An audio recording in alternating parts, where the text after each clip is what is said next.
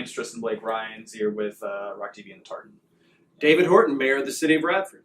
Pleasant having you. Absolutely. So after being sworn in July 2nd, just 80 days ago, I believe, how have you been enjoying your time as the Mayor of Radford? It's fantastic. We really love working for this great community, trying to make good things happen for the citizens of Radford, whether they be here at Radford University, or full-time residents, anyone in the community. That's great. What have you learned since taking this office?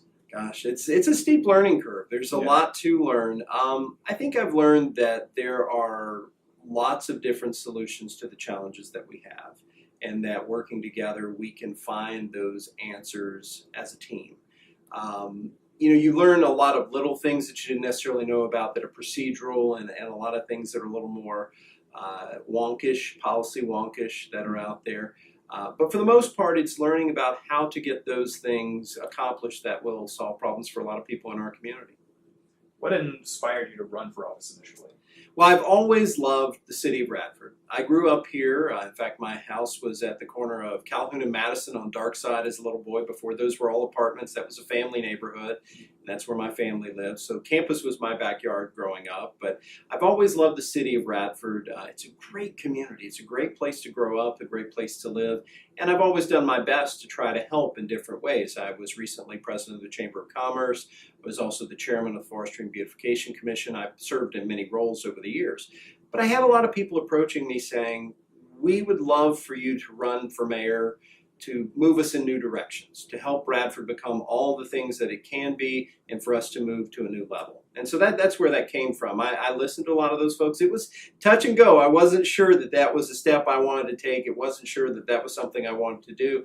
But as I saw the opportunity where I could help people and where I could help folks realize their dreams and their goals, I thought it might be a good thing for me to attempt. Oh, wow. What's your favorite part of being the mayor? Really celebrating and promoting the city of Radford. That's something I've done for many years. People laugh because I'm always on Facebook Live. I'm always out there on social media talking about the good people and the good things that are happening within this community. And that's the best part of the whole job. Mm-hmm. So what so far has been, in your opinion, your biggest accomplishment?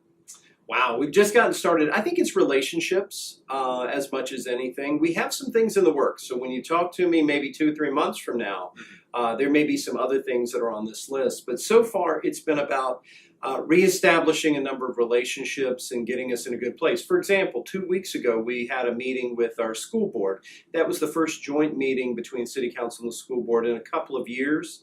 And I think that helped to bring a lot of people together to talk about the challenges that we have moving forward for our education system in Radford. So new businesses popping up in downtown Radford, like Sweet and Savory Donuts and Bagels, with more to come.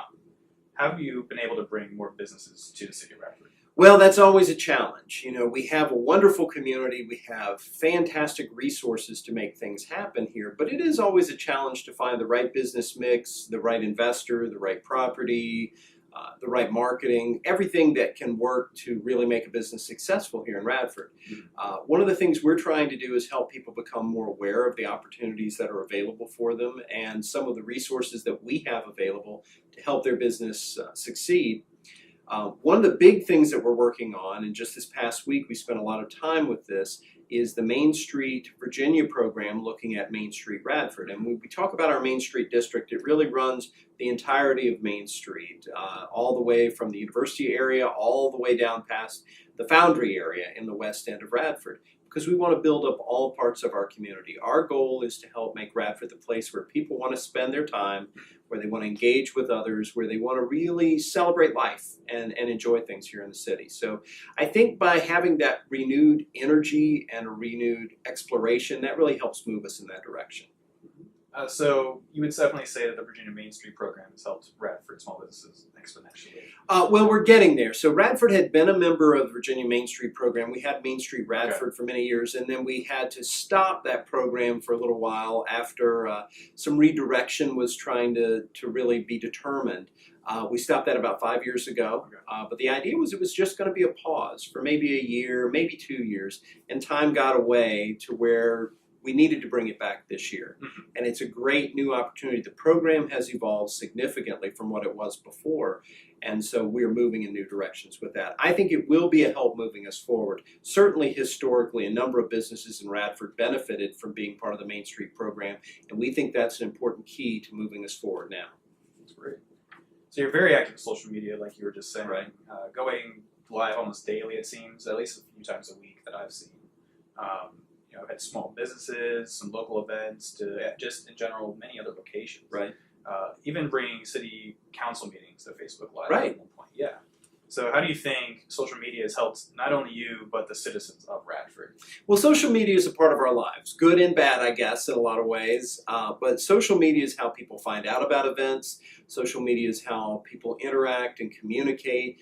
And it's an opportunity for us to share more about this wonderful community with everybody.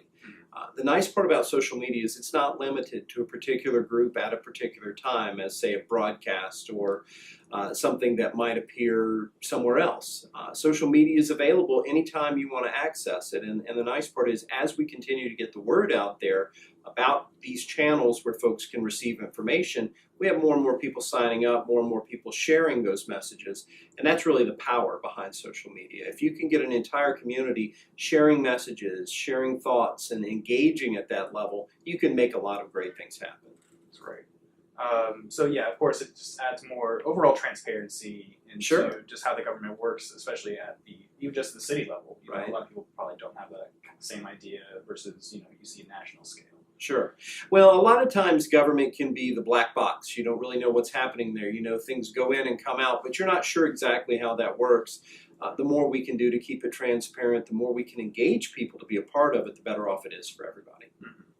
And let's see, considering that you're involved with both the university and Radford City, how do you feel you're helping to bridge that gap between not even just the students, but also with the residents as well? Well, I love to think of everybody as part of the Radford community. We are one Radford, whether you're here at the university, you're a long-term resident, you're somewhere in between.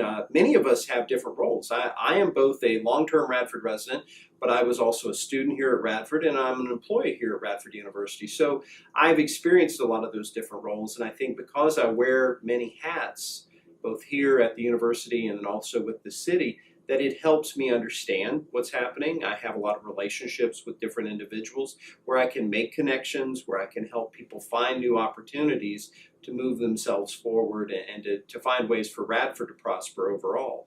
The goal is that we're not just neighbors, we're in a symbiotic relationship here. How Radford University does really impacts the city of Radford, and how the city of Radford does really impacts Radford University.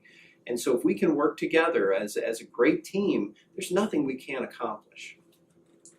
So the day after your inauguration, you and your administration passed a new opening invocation instead of having a moment of prayer. This was followed with some criticism by a few different residents. How did you handle that? Sure. Well, let me talk to you about what we actually did. Okay. So it was actually at our first meeting, Okay. and it was not something that I necessarily anticipated that we would be working on at that time. It came up as a subject because we were looking at the structure of our meeting. When should we have audience comments? How should we continue to run the meetings? And it was listed as an invocation previously. We made the motion of putting it as a moment of reflection. So it doesn't actually eliminate prayer. Yeah. What it does is it gives people an opportunity to have a moment of silence that's preceded by an inspirational statement. And those inspirational statements are a little bit different at every meeting. It really depends a lot on what's happening in the community, maybe the time of the year. We look at different things that are going on, and we try to provide a statement that brings us all together, that gets us all in the same place. Then we have some quiet time where you can prepare for the meeting in the way you see fit. You can say a prayer. You can meditate, you can think about what's on the agenda and what you may want to participate with. I'll tell you why we did this. Our goal was to make these meetings as open and as connected as possible. Not everybody worships in the same way. Not everybody prays in the same way. Not everybody uses religion in their lives the same way that others do. And we have to be respectful of that. One of the best things about the United States of America is the freedoms that are afforded to us. And one of those core freedoms is the freedom of religion. And that way it gives us the opportunity that absolutely, if you want to bring your personal faith into that council chamber with you, fantastic. there's a mechanism for you to do that. If you choose not to do that, absolutely, that's fine too. And that's where we went with that. So yes, some people didn't like it. It was a change. Change is hard. And I completely recognize that that can be a difficult thing for some people to adjust to. My hope was that they heard what we were saying, that it isn't an elimination of prayer. It's just the opposite, actually. It provides an avenue to protect the way you want to pray or the way your neighbor wants to pray, or however you want to prepare during that moment of reflection, that moment of silence. For those that are unhappy with it, I hope that they're seeing how we're doing this and that they're becoming happier with what we're doing. Some may not be happy. What was done before was more of a spoken, common prayer for everyone together. And some feel that's the only way to have that type of presentation or program. That may just be where we have to disagree. As a council, we felt it was important, at least 4/5 of us did, felt it was important to go in this new direction. And we really respect everyone's opinion on it. It's okay if you don't agree with me on everything. I'm fine with that because we want to make the best decisions possible. And for us to have that discussion, you have to feel free to say, I don't agree with what you thought, and I can address that with you. What would you say is the most challenging part of being in the office? There's a lot to do. There's a lot to do. It's in many different directions, and the things that you think you'll be dealing with are rarely the things that you actually end up having to deal with. There are things that come from you from left field, literally, that surprise you, that take an inordinate amount of time, both physical time and mental time, as you're thinking through different issues that are occurring in the community. Because you want to do the best job you possibly can. We want to serve as many people in the best way possible as we possibly can. And to do that really takes a lot of thought, preparation, and intentional effort. And we work on that to make that happen.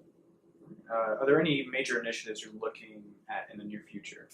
There are a lot, some which we can't talk about right now. Business is job one for us. We are looking to really move forward our economy as quickly as possible. So as I said, we had our Main Street program this last week. We're looking at a number of incentives and opportunities that we can put out there to really get business jump-started in the city of Radford so that there are new opportunities for everyone who wants to spend time here. There's a way to do that and a place to do that and a fun atmosphere where you can spend time together. So that's really one of our first jobs. Our second thing that we're working hard on is to look at our educational system. You know, one of the key components of any economic development is to have a wonderful school system and to continue to maintain that. And that's something we're working hard on as well. We're going to continue to address other things, city-university relations, safety. We want to make sure that this is a safe environment and that we're doing all the things we need to do as a community to make sure that anyone who visits our community is safe, happy, and enjoying. And anything you hope to accomplish in Radford long-term? Well, long-term, we're hoping to continue to evolve the city. As I said, the number one goal, make Radford the place where people want to spend their time, engage, spend their money, absolutely. Participate with the different businesses. If we accomplish that, we accomplish a lot of what we need to do. That provides revenue to have other programming. It allows people to utilize the wonderful park system, to take better advantage of the river, to learn more about our history and our heritage, and to enjoy time here.